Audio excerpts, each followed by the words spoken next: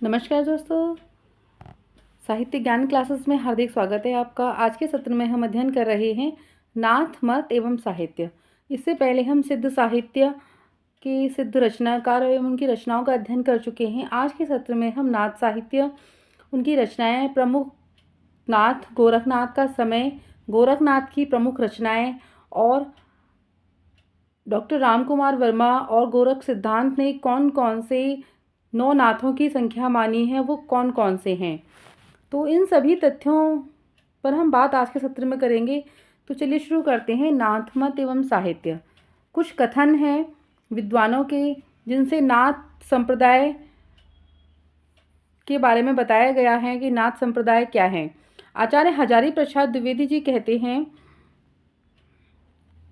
नाथ पंथ या नाथ संप्रदाय के सिद्ध मत, नाथ संप्रदाय को सिद्ध मत, सिद्ध मार्ग, योग संप्रदाय, अवधूत मत एवं अवधूत संप्रदाय नाम भी प्रसिद्ध हैं।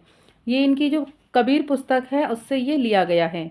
नाथ संप्रदाय को क्या क्या कहते हैं? सिद्ध मत भी कहते हैं, सिद्ध मार्ग, योग संप्रदाय, अवधूत मत, अवधूत संप्रदाय नाम इनके प्रसिद्ध हैं। नाथों की संख्या 9 है, सिद्धों की संख्या 84 है और नाथों की संख्या 9 है। इससे भी कई बार परीक्षाओं में प्रश्न बनता है कि नाथों की संख्या कितनी है। आचार्य रामचंद्र शुक्ल के अनुसार गोरखनाथ के नाथ पंथ का मूल भी बौद्धों की ही वज्रयान शाखा है। 84 सिद्धों में गोरखनाथ, गोरक्षपा भी गिन लिए गए हैं, पर यह स्पष्ट है कि उन्होंने अपना मार्ग अलग कर लिया।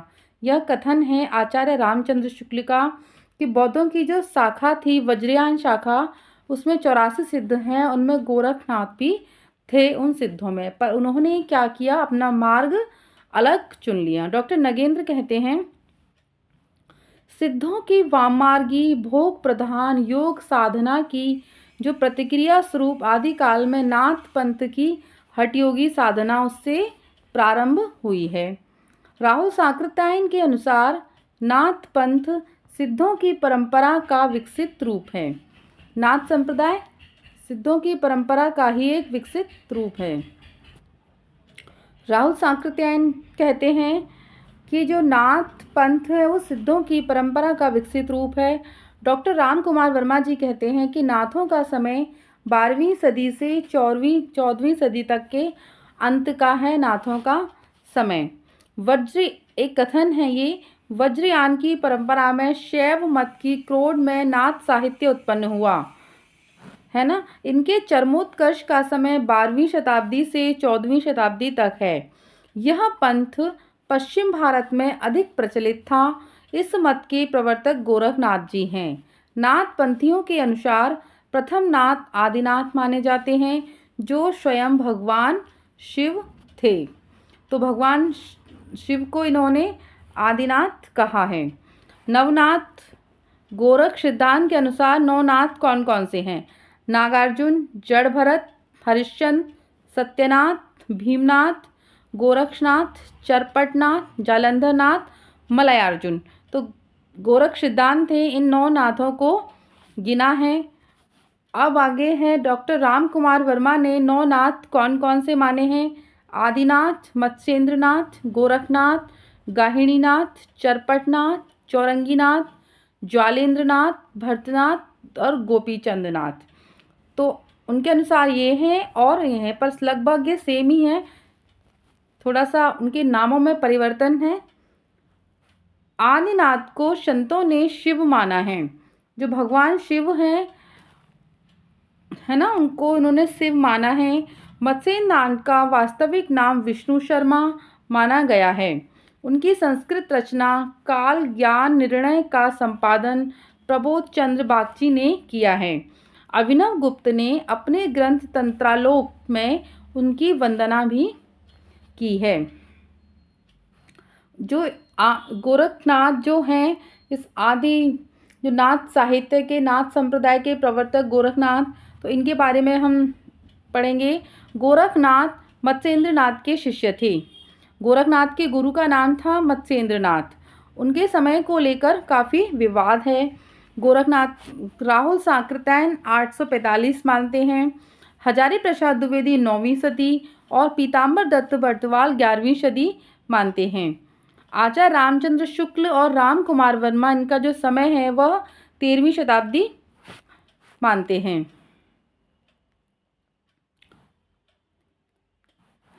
आधुनिक शोध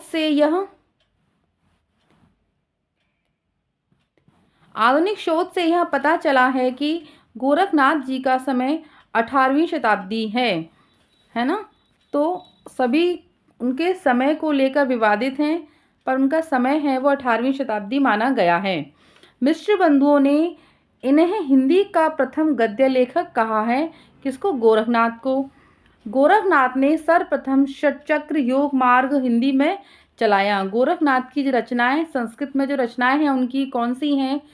सिद्ध सिद्धांत पद्धति, विवेक मार्तंड, शक्ति संगम तंत्र, निरंजन पुराण, वैराट पुराण, योग रक शतक, योग सिद्धांत पद्धति और योग चिंतामणि। ये सभी रचनाएं इनकी संस्कृत में हैं।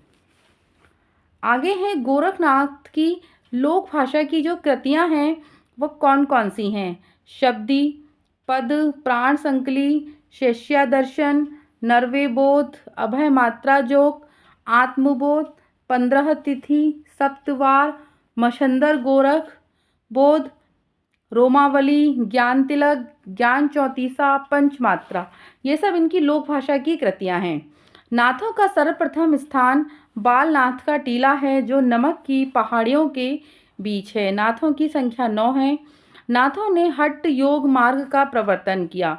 ह का अर्थ होता है सूर्य और ठ का होता है चंद्र, और जो उपासना है इनकी योग उपासना, तो सूर्य और चंद्र का इन्होंने वर्णन किया है। तो सूर्य का अर्थ है ईड़ा नाड़ी और ठ का है चंद्र जिसमें है पिंगला नाड़ी, और योग का अर्थ होता है उपासना, योग करना, उपासना। तो इन सभी सिद्धांतों को उन्होंने माना है। आगे नाथ संप्रदाय के कुछ महत्वपूर्ण तथ्यों का हम अध्ययन करेंगे जो अधिकतर परीक्षाओं में पूछे जाते हैं। नाथ संप्रदाय सिद्ध मत एवं संत के बीच की कड़ी माना जाता है। हजारी प्रसाद द्विवेदी ने गोरखनाथ को अपने समय का सबसे बड़ा नेता माना है। गोरखनाथ ने पतंजलि के उच्च लक्ष्य ईश्वर प्राप्ति को लेकर हठ योग मार्ग का प्रवर्तन उन्होंने किया है। गोरखनाथ के गुरु का नाम मत्स्येंद्रनाथ था अथवा मीननाथ, इनको मीननाथ भी कह सकते हैं। इन्हें मच्छंदर नाथ भी कहते हैं। इनके नाम हैं कई सारे, तो परेशान नहीं होना है। अगर मीननाथ आ जाए तो ये मत्स्येंद्रनाथ का ही नाम है। मच्छंदर नाथ भी गोरखनाथ के गुरु का ही नाम है। मत्स्येंद्रनाथ के गुरु का नाम जालंधर नाथ था। सिद्ध जहाँ निरीश्वरवादी हैं वहीं नाथ ईश्वरवादी हैं। ये शिव के उपासक थे। आचार्य शुक्ल जी ने नाथ पंक्ति आ जाएगा। नाथ पंक्तियों की भाषा को सदुक्कड़ी माना है जिसमें राजस्थानी मिश्रित खड़ी बोली है। पीताम्बर दत्त बर्तवाल जो पहले शोधार्थी थे जिन्होंने गोरखनाथ की जो रचनाएं हैं उन पर अपना शोध प्रबंध लिखा था। गोरखनाथ की 14 रचनाओं को गोरखवाणी के नाम से इन्होंने प्रकाशित कराया। नाथ संप्रदाय हजारी प्रसाद द्विवेदी की एक पुस्तक है। चरपट नाथ का मूल नाम चरकानंद था। क्या था? चरकानंद। चौरंगीनाथ गोरखनाथ के शिष्य थे जो पूरन भगत के नाम से भी प्रसिद्ध थे।